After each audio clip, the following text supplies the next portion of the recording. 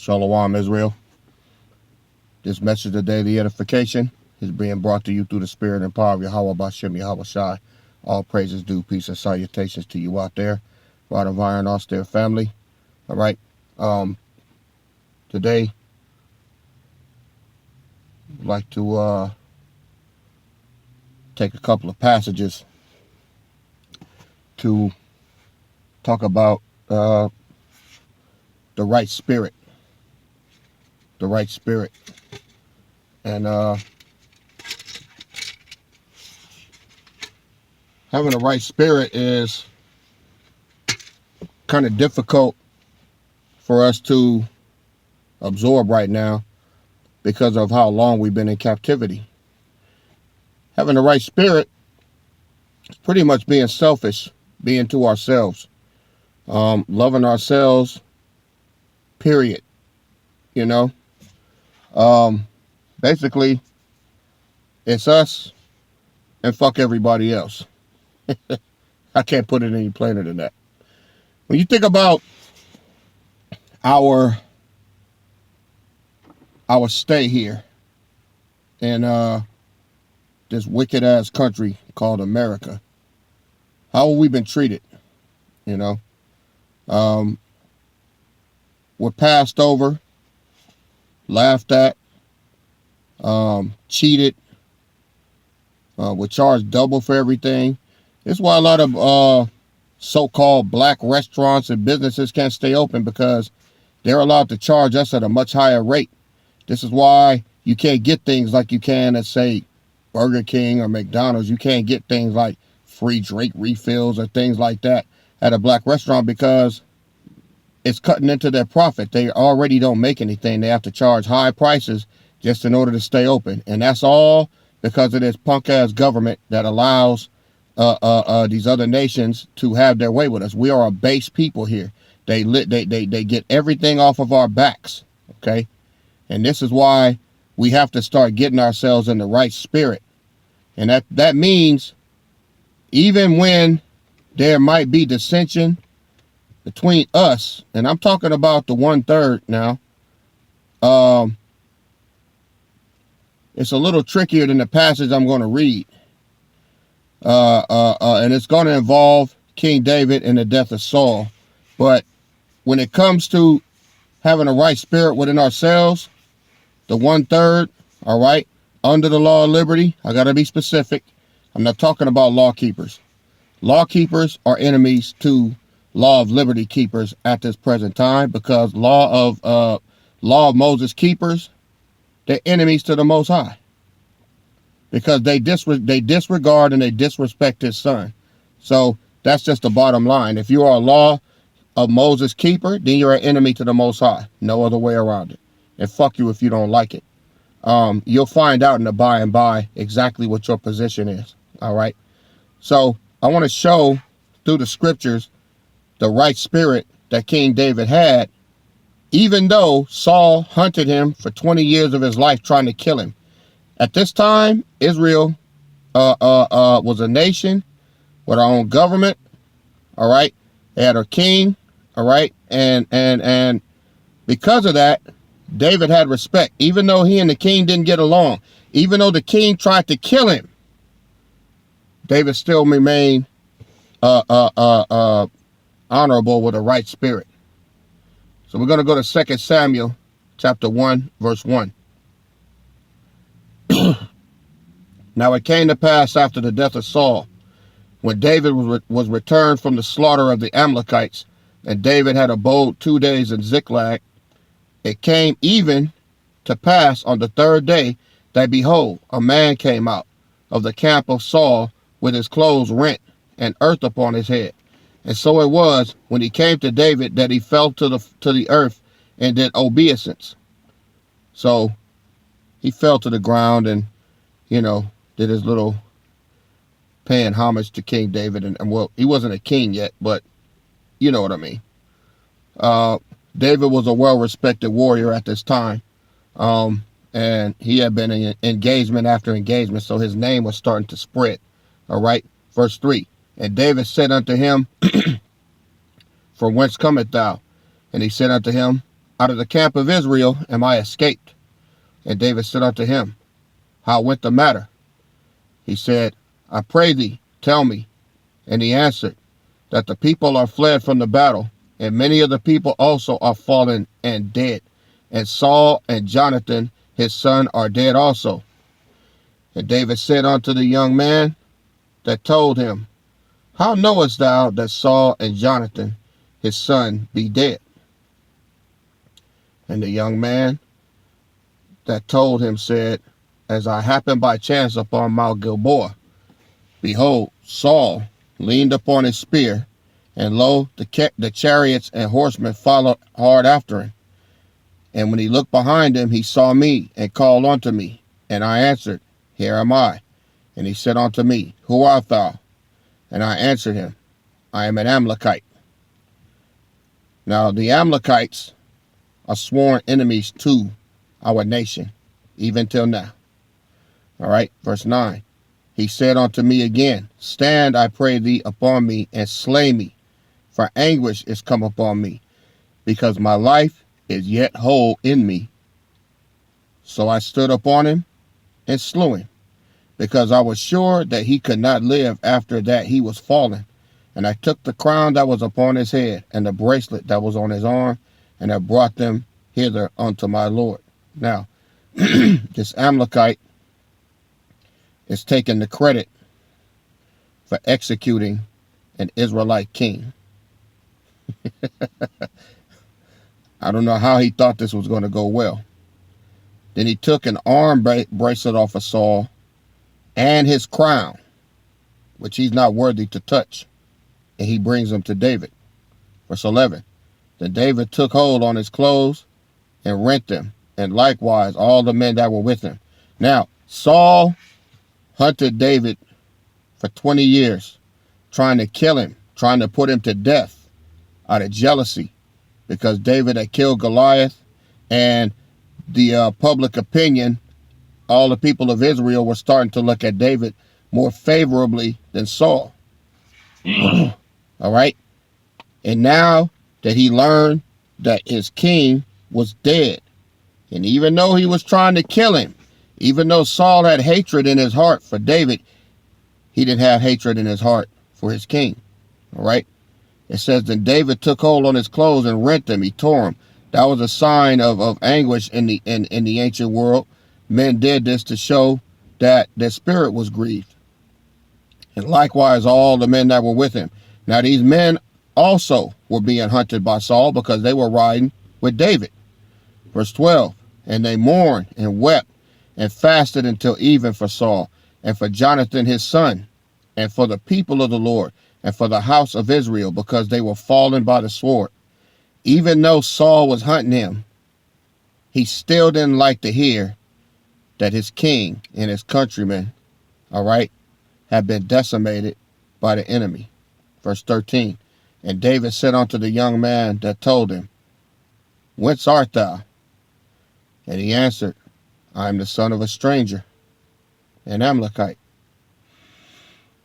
Verse 14. And David said unto him, How were you not afraid to stretch forth your hand to destroy the Lord's anointed?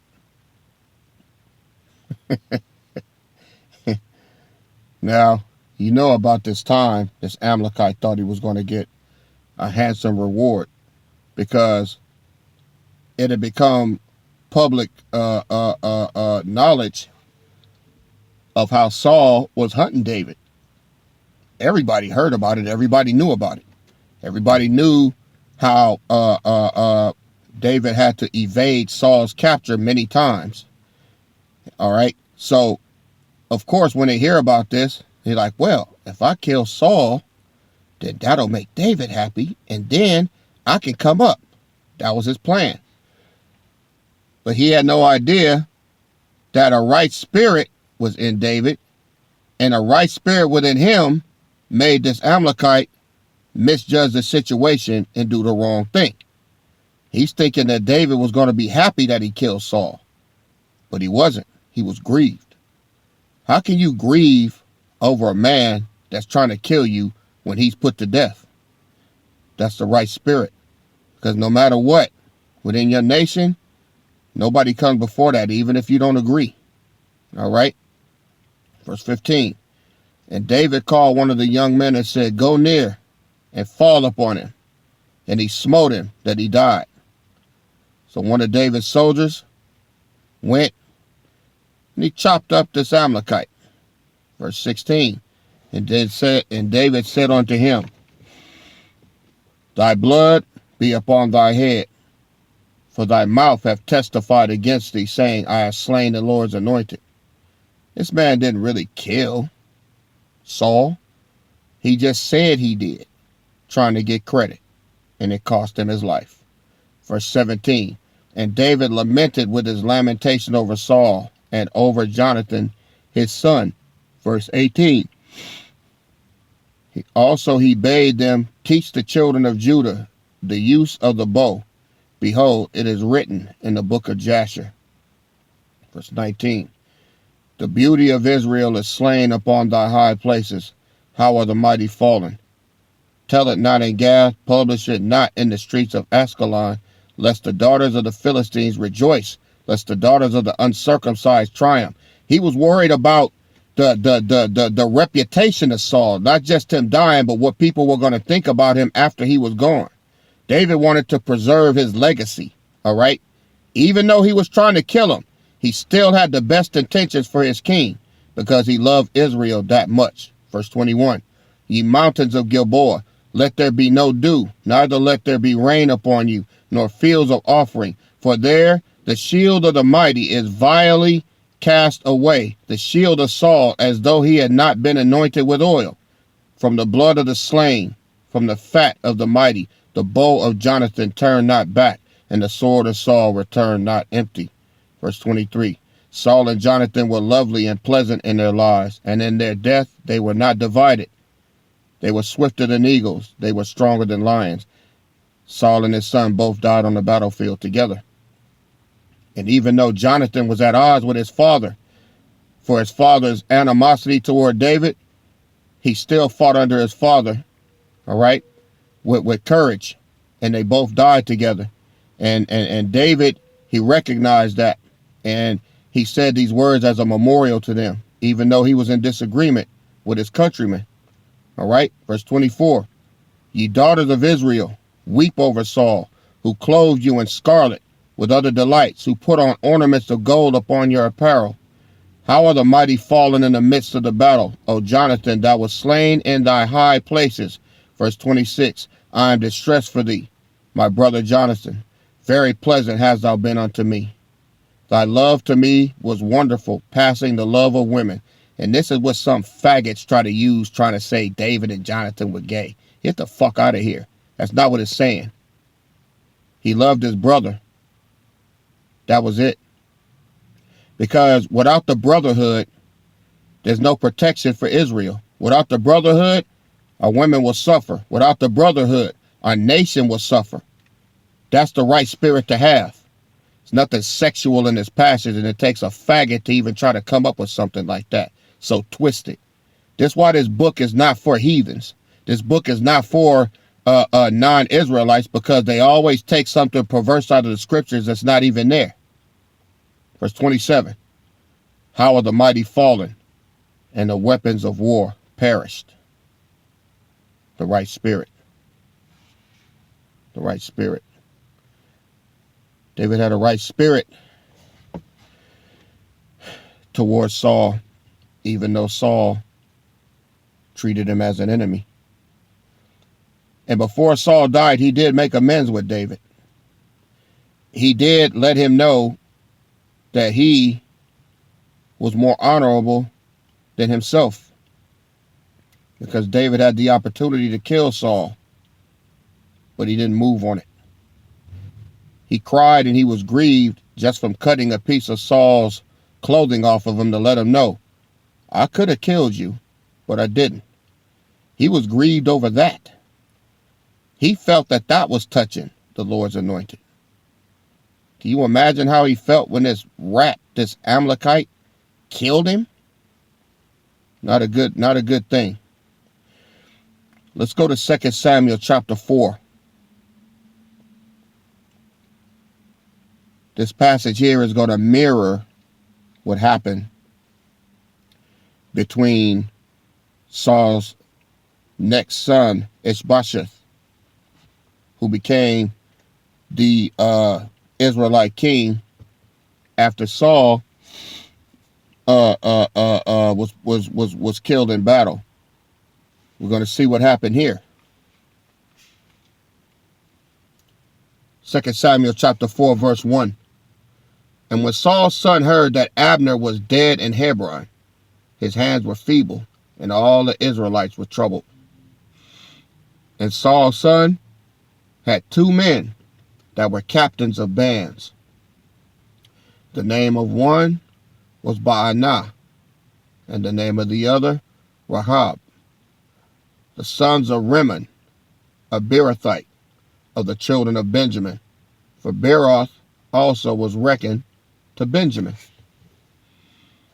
And the Beerothites fled to Gittim, and were sojourners there until this day.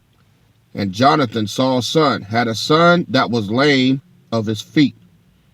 He was 5 years old when the tidings came of Saul and Jonathan out of Jezreel. And his nurse took him up and fled. And it came to pass, as she made haste to flee, that he fell and became lame. And his name was Mephibosheth. Now, the reason that she fled is, in the ancient world, this is where, if you ever look at some of these old mob movies, all right, this is where they get it from. They don't just kill you. They wipe out your whole family, all the way down to the smallest baby, so that your entire bloodline is wiped out. That's the way they do things. So if there's any children around, they find them and they kill them. All right. The Most High believes in this practice. All right. When he cuts off everybody, everybody gets it. They even kill the animals. Okay. So let's pick up in verse 4. And Jonathan, Saul's son, had a son that was lame of his feet. He was 5 years old.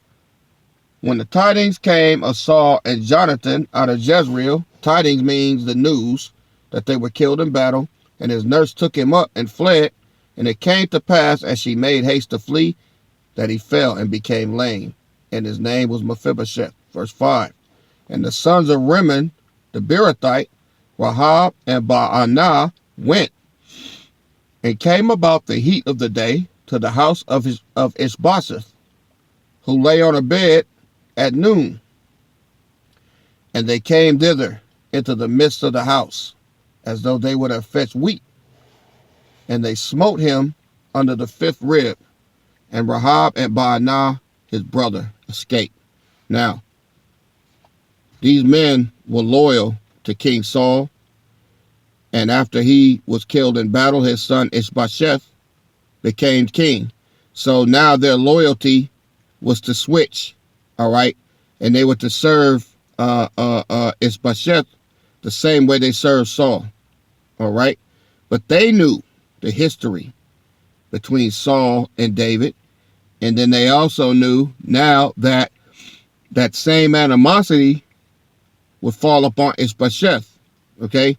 So they took it upon themselves to kill Ishbosheth, believing that King David would be pleased, same as the Amalekite, right? We're going to hit verse 6 again. And they came thither into the midst of the house, as though they would have fetched wheat, and they smote him under the 5th rib, and Rahab and Baanah his brother escaped. So they executed Ishbosheth, and then they fled. Verse 7. For when they came into the house, he lay on his bed in his bedchamber, and they smote him and slew him, and beheaded him, and took his head and gat them away through the plain all night. So they killed him, and then they cut his head off, man. Right? And they brought the head of Ishbosheth unto David to Hebron. and said to the king, behold, the head of Ishbosheth, the son of Saul, thine enemy. They're trying to tell David who Saul is to him. You know, being wicked. He didn't ask them to do that. Saul was dead. There was no reason for this to even take place. But these men, these wicked men, in the wrong spirit, with no type of respect for the Lord's anointed, which is Ishbosheth, all right? When the Most High puts you in a position of authority, especially as a king, then they're supposed to be afraid to put hands on him, and they weren't. So touching him is like touching the Father. So said the scripture, touch not my anointing and do my prophet no harm. You're not supposed to put your hands or your mouth on a man of the Most High. And that's what they did. So there's no fear of the Lord in these men. So David picked up on it. 2 Samuel chapter 4, verse 8. And they brought the head of Ishbosheth unto David to Hebron, and said to the king, behold, the head of Ishbosheth, the son of Saul, thy enemy, which sought thy life. And the Lord hath avenged my lord, the king, this day of Saul and of his seed. See, his seed. Now they're lying on the father. They're speaking as though the father commissioned them to bring about this execution. Behold, the head of Ishbosheth, the son of Saul, thy enemy, which sought thy life, and the Lord have avenged my lord, all right, the king, this day of Saul and his seed. They took it upon themselves to try to wipe out Saul's seed, a commission that they were never given. Verse 9. And David answered Rahab and Baanah his brother, the sons of Rimmon the Beerothite, and said unto them, as the Lord liveth, who have redeemed my soul out of all adversity? When one told me, saying, behold, Saul is dead, thinking to have brought good tidings. He's telling them, you know what? Somebody else did the same thing y'all did, thinking I was going to be happy for him. Did you know that? He said, when one told me, saying, behold, Saul is dead, thinking to have brought good tidings, thinking that I was going to be happy about this news, I took hold of him and slew him in Ziklag, who thought that I would have given him a reward for his tidings. So he's already given them a prelude to their fuck up. He said, yeah, this Amalekite thought that by putting hands on Saul, it would make me happy and reward them. He said, but I murked him. I killed his ass. Look at verse 11. How much more when wicked men have slain a righteous person in his own house up on his bed? He said, y'all went into the man's house, the king, no fear. You went into the king's house, you stabbed him up, and you cut his head off. There's no fear of the Lord in you. Why do you believe also that David would take this attitude? A king is a king. When you kill a king, there's no fear in your heart. When David became king, suppose they had an ought with him. What do you think they'll try to do? These men were now deemed assassins. All right? That was not their place. They're like a dog, all right? That's why they got to put a pit bull to death or a Doberman pinscher. When they bite a man and they taste human blood, from then on, they consider themselves equal to you. And there will be no fear. There will be no respect from that dog to you. And now that dog is going to be confused. And he'll attack you if he feels you're doing him wrong. So he has to be put to death. He's no longer in a subservient position. All right? There's no more dog and master. There's dog and there's the man. And the dog will try to usurp authority. once he's tasted that blood. By killing this king, these men have tasted blood. All right? They're wicked. Verse 11, how much more when wicked men have slain a righteous person in his own house upon his bed? Ishbosheth's relationship with David, all right, was totally separate than his father. These men had nothing against each other, okay? He says, shall I not therefore now require his blood of your hand and take you away from the earth? He said, now I got to kill you. Verse 12. And David commanded his young men, and they slew them, and cut off their hands and their feet, and hanged them up over the pool in Hebron.